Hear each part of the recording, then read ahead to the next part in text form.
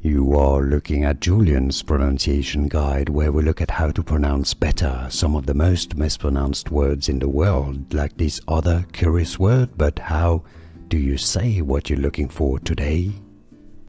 Let's learn once and for all how to pronounce this name that I know confuses a lot of people, a name of French origin. So let's look at how to pronounce it correctly. Lévesque is the French pronunciation. That's the most common one, at least. I guess in the Middle Ages and anciently it was probably pronounced as Lévesque, but now the S is usually not pronounced. Lévesque is the French pronunciation. Lévesque. Lévesque meaning the bishop, actually. That's the meaning. And in English it's pronounced as Lévesque. Lévesque. How to pronounce Lévesque. French pronunciation, Lévesque.